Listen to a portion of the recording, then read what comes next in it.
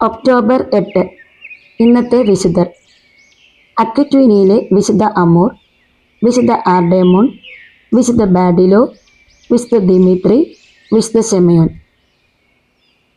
വിശുദ്ധ ശെമയോൻ 1-ാം ശതാബ്ദത്തിലാണ് വിശുദ്ധ ശെമയോൻ ജീവിച്ചിരുന്നത്.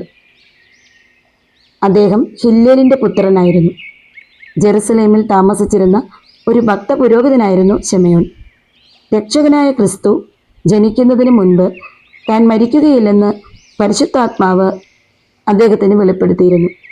അതിനാൽ രക്ഷകൻ്റെ ജനനത്തെ പ്രതീക്ഷിച്ചും അതിനായി പ്രാർത്ഥിച്ചും കഴിയുകയായിരുന്നു. പരിശുദ്ധാത്മാവ് അദ്ദേഹത്തിൻ്റെ കൂടെ ഉണ്ടായിരുന്നു.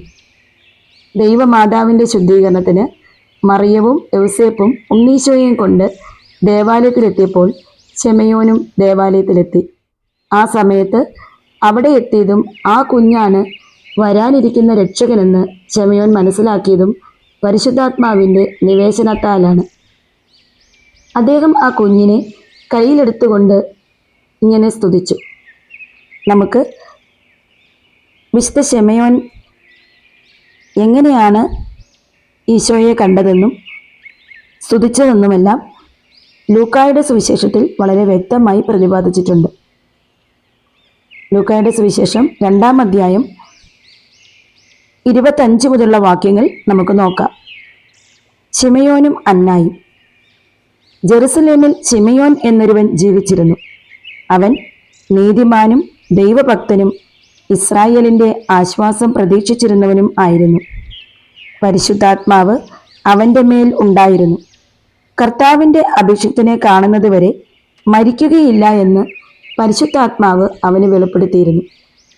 പരിശുദ്ധാത്മാവിൻ്റെ പ്രേരണയാൽ അവൻ ദേവാലയത്തിലേക്ക് വന്നു.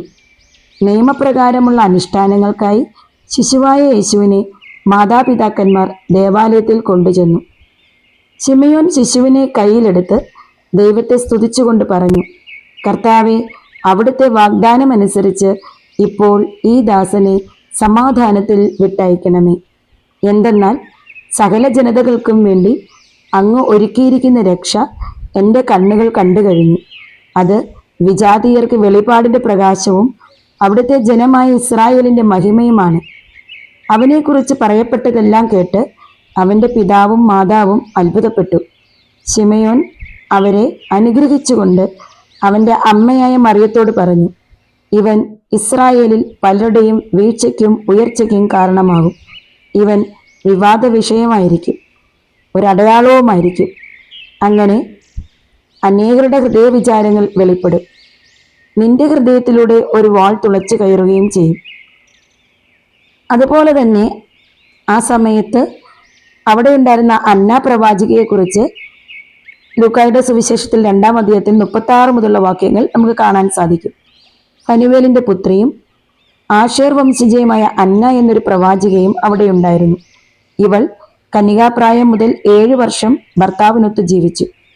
84 വയസ്സായ ഈ വിധവ ദേവാലയം വിട്ടു പോകാതെ രാപ്പകൽ ദൈവത്തെ സ്തുതിച്ചുകൊണ്ട് ഉപവാസത്തിലും പ്രാർത്ഥനയിലും കഴിയുകയായിരുന്നു. അവൾ അപ്പോൾ തന്നെ മുൻപോട്ട് വന്ന് ദൈവത്തെ സ്തുതിക്കുകയും ജെറുസലേമിൽ രക്ഷ പ്രതീക്ഷിച്ചുകൊണ്ടിരുന്ന എല്ലാവരോടും ശിശുവിനെക്കുറിച്ച് സംസാരിക്കുകയും ചെയ്തു.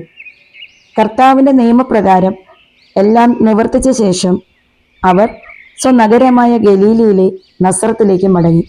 ശിശു വളർന്നു, ജ്ഞാനം നിറഞ്ഞ് ശക്തനായി. ദൈവത്തിൻ്റെ കൃപ അവൻ്റെ മേൽ ഉണ്ടായിരുന്നു. ഈ കാര്യങ്ങളെല്ലാം വിശുദ്ധ ശെമയോൻ പറഞ്ഞപ്പോൾ മറിയത്തിന് അതിൻ്റെ അർത്ഥം മനസ്സിലായില്ലെങ്കിലും പരിശുദ്ധ കന്യകാമറിയം ധൈര്യം ലഭിക്കുന്നതിന് വേണ്ടി ദൈവത്തോട് പ്രാർത്ഥിച്ചു. അതുപോലെ തന്നെ ശെമയോൻ യേശുവിനെ തൻ്റെ കൈകളിലേക്കെടുത്ത് ഒരു പ്രാർത്ഥന ചൊല്ലി. അതിപ്പോഴും എല്ലാ രാത്രിയും ലാറ്റിൻ നങ്ക് ഡിമിറ്റസ്, ഇപ്പോൾ നിങ്ങൾ പിരിച്ചുവിടുന്നു എന്ന പേരിൽ ആരാധനാക്രമത്തിൽ ഉപയോഗിച്ചു വരുന്നു.